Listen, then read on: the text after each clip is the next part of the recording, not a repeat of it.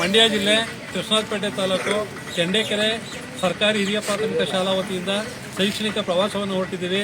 ಈ ಪ್ರವಾಸದಲ್ಲಿ ಮತ್ತೊಂದು ವಿಶೇಷತೆ ಏನಂದರೆ, ನಮ್ಮಲ್ಲಿ ರಾಜು BS ಸರ್ ಬಡ್ತಿ ಮುಖ್ಯ ಶಿಕ್ಷಕರು ಇವರು ಈ ಶೈಕ್ಷಣಿಕ ಪ್ರವಾಸಕ್ಕೆ ಯಾವುದೇ ಮಕ್ಕಳಿಂದನೂ ಕೂಡ ಹಣವನ್ನು ಸ್ವೀಕಾರ ಮಾಡದೆ ನಾನು ವೈಯಕ್ತಿಕವಾಗಿ ಎಲ್ಲ ಮಕ್ಕಳಿಗೂ ಕೂಡ ನಾನು ಹಣವನ್ನು ತೊಡಗಿಸ್ಕೊಂಡು ಕರ್ಕೊಂಡು ಹೋಗ್ತೀನಿ ಅಂತ ಹೇಳಿದಾಗ ನಿಜವಾಗ್ಲೂ ಕೂಡ ಆಶ್ಚರ್ಯ ಆಯಿತು. ನಾವು ಕೂಡ ಸರ್ ನಿಮ್ಮ ಜೊತೆಗೆ ಸಹಭಾಗಿ ಆಯ್ತೀವಿ ಅಂದರೆ ಏನಾದರೂ ಕೂಡ ಅದಕ್ಕೆ ಅವಕಾಶ ಮಾಡಿಕೊಡಲಿಲ್ಲ. ಜೊತೆಗೆ ಚಾಮುಂಡಿ ಇದು ಮಹದೇಶ್ವರ ಬೆಟ್ಟದಲ್ಲಿ ಅದು ರೆಸಿಡೆನ್ಷಿಯಲ್ ರೂಮ್ಗೆ ನಮ್ಮ ಮೊಬೈಲಿಂದನೂ ಕೂಡ ಬುಕ್ ಮಾಡಿದ್ರು ಕೂಡ ಅದೇ 1200 ರೂಪಾಯಿ ಅಮೌಂಟು ಕೂಡ ನಮಗೆ ರಿಟರ್ನ್ ಮಾಡಿಬಿಟ್ರು.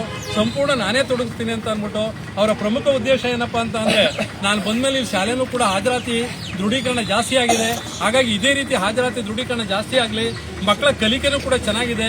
ಈವನ್ ಮುಖ್ಯ ಶಿಕ್ಷಕರ ಅವರ ಸಾಕಷ್ಟು ಕೆಲಸಗಳ ನಡುವೆ ಅವರು ಶೈಕ್ಷಣಿಕವಾಗಿ ಕೂಡ ಆಂಗ್ಲ ಭಾಷೆಯನ್ನು ಬೋಧನೆ ಮಾಡುವುದರ ಮುಖಾಂತರ ಸಾಕಷ್ಟು ಶ್ರಮ ಪಡ್ತಾ ಇದ್ದಾರೆ. ಮಕ್ಕಳ ಪ್ರಗತಿ ಕೂಡ ಬಹಳ ಚೆನ್ನಾಗಿದೆ. ಹಾಗಾಗಿ ಈ ಶೈಕ್ಷಣಿಕ ಪ್ರವಾಸನೂ ಕೂಡ ಮಕ್ಕಳಿಗೆ ಬರೀ ನಾವು ಬೋಧನೆ ಮಾಡೋದಲ್ಲ, ಪ್ರತ್ಯಕ್ಷವಾಗಿ ನೋಡಿದಾಗ ಮಗುಗೆ ಹೆಚ್ಚಿನ ಎಫೆಕ್ಟ್ ಆಗುತ್ತೆ.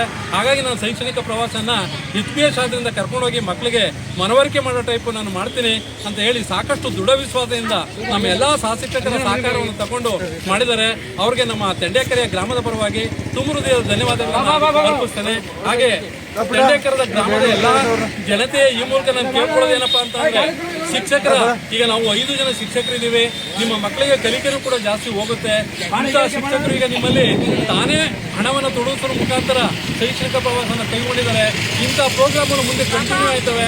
ನಿಮ್ಮ ಮಕ್ಕಳಿಗೆ ಸರಿಯಾದ ಪ್ರಮಾಣದಲ್ಲಿ ಶೈಕ್ಷಣಿಕ ವ್ಯವಸ್ಥೆಗೆ ಅನುಕೂಲ ಆಗುತ್ತೆ.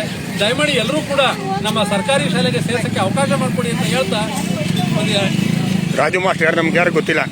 ರಾಜು ಮಾಸ್ಟರ್ ಯಾರು? ಕೈ ಮುಗಿರಿ ಸರ್. ಈಗ ನಮ್ಮ ಮುಖ್ಯ ಶಿಕ್ಷಕರು ಒಂದೆರಡು ಮಾತುಗಳನ್ನ ಪ್ರವಾಸದ ಬಗ್ಗೆ ಆಡ್ತಾರೆ.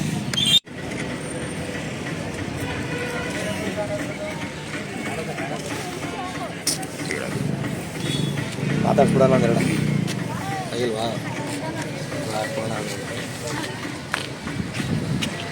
ಒಂದೆರಡು ಮಾತಾಡ್ಬಿಡಿ.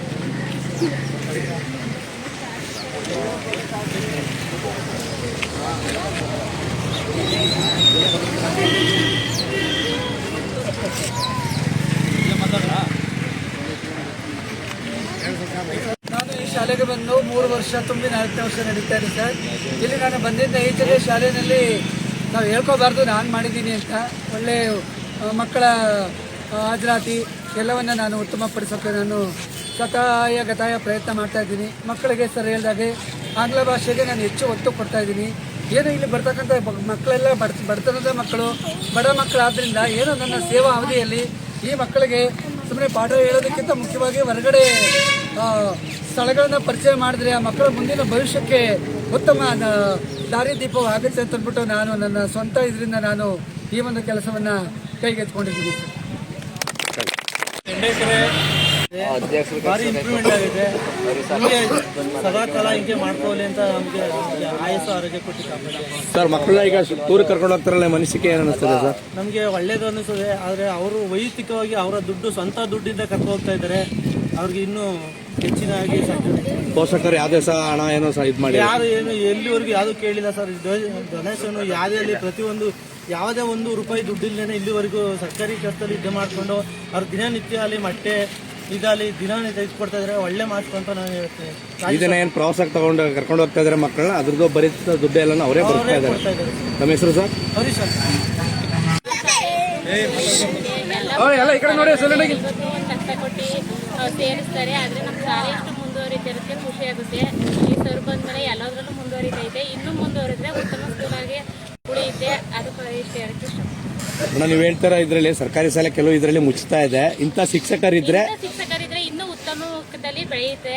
ಅದಕ್ಕೋಸ್ಕರ ಖುಷಿ ಪಡ್ತೀವಿ. ಇಂಥ ಶಿಕ್ಷಕರು ಬೇಕು. ಹೌದು. ಓಕೆ, ತಮ್ಮ ಹೆಸರು ಮೇಡಮ್? ತಾರಾಮಣಿ ಅಂತ. ನಾನು ಹೋಗ್ತಾರ ಸರಿಯಷ್ಟೇ. ಆದ್ರೆ ನಮ್ಮ ಶಾಲೆಯಲ್ಲಿ ಮುಖ್ಯ ಶಿಕ್ಷಕರಾದ ರಾಜು ಸರ್ ಅವರು ಸ್ವಂತ ಹಣವನ್ನ ಹಾಕಿ ನಮ್ಮ ಶಾಲೆಯ ಒಂದು ಏಳಿಗೆಗೆ ಶ್ರಮ ವಹಿಸಿದ್ದಾರೆ.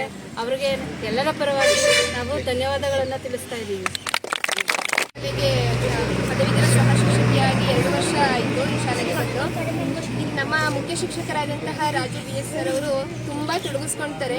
ಆ ಒಂದು ವಿಚಾರವಾಗಿ ಇನ್ನೊಂದು ಕೊಡುಗೆ ನೀಡಿದ್ದಾರೆ ಈ ಶಾಲೆಗೆ ಅಂತಂದ್ರೆ ಈ ಒಂದು ಶೈಕ್ಷಣಿಕ ಪ್ರವಾಸ. ಅವರ ಸ್ವಂತ ಖರ್ಚಿನಲ್ಲಿ ಯಾರನ್ನು ಕೂಡ 5 ಜನ ಸಹ ಶಿಕ್ಷಕರಿದ್ದೀವಿ, ನಮ್ಮನ್ನು ಕೂಡ ಏನನ್ನೂ ಕೇಳದೆ ನಮ್ಮ ಭಾಗವಹಿಸುವಿಕೆಯನ್ನು ಅವರು ಸದ್ಯಕ್ಕೆ ಬೇಡ, ಇದನ್ನ ನಾನೇ ಮಾಡ್ತೀನಿ ಅಂತ ಹೇಳಿ.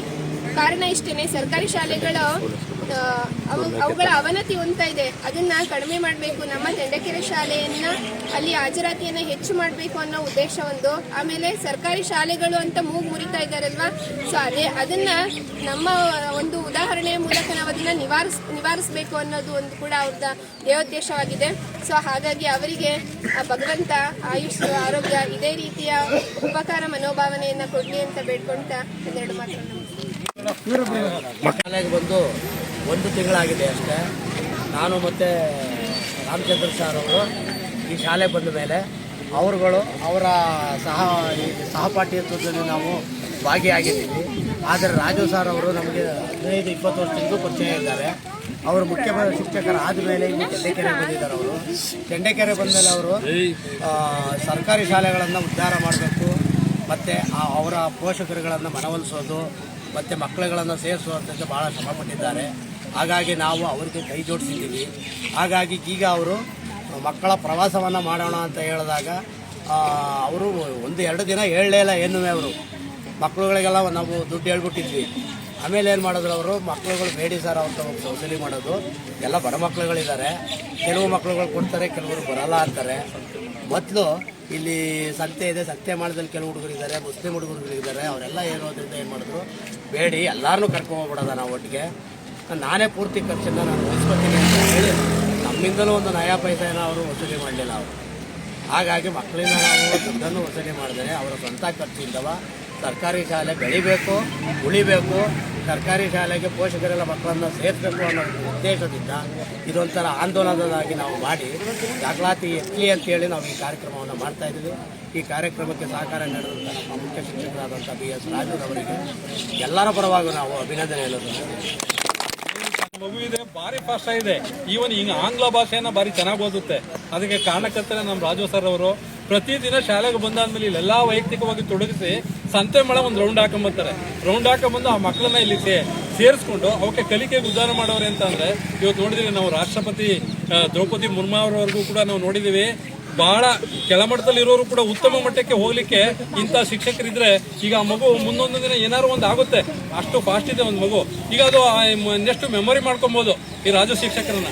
ಹಾಗಾಗಿ ಇಂಥ ಒಂದು ಅವಕಾಶ ನಿಮ್ಮ ತೆಂಡಕೆರೆ ಗ್ರಾಮದಲ್ಲಿ ಇದೆ.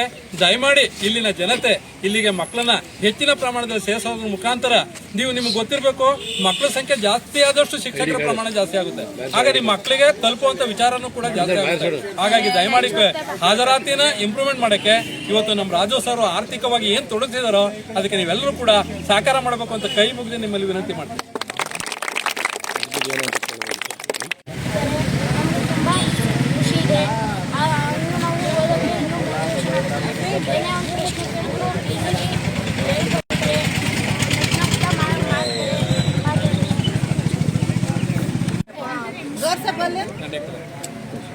ತೆಂಡಕೆರೆ ನಾನು 6ನೇ ತರಗತಿ ಸೇರ್ಕೊಂಡೆ.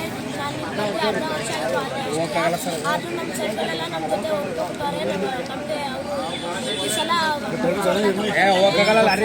ಶೈಕ್ಷಣಿಕ ಹೋಗ್ತಾರೆ.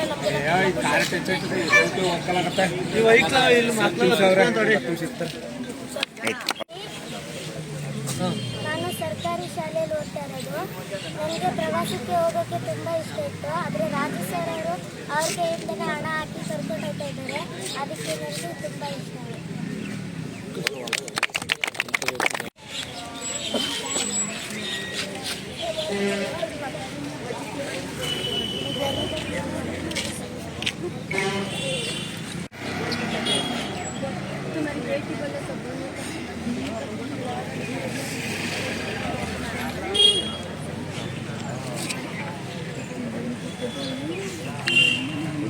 ಸ್ವಲ್ಪ ಹಿಂದೆ ಬನ್ನಿ.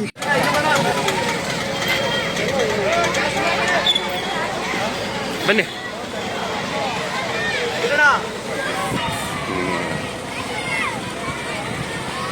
ಬರ ರಂಗ ಈ ಕಡೆಗೆ ಬರ, ಈ ಕಡೆಗೆ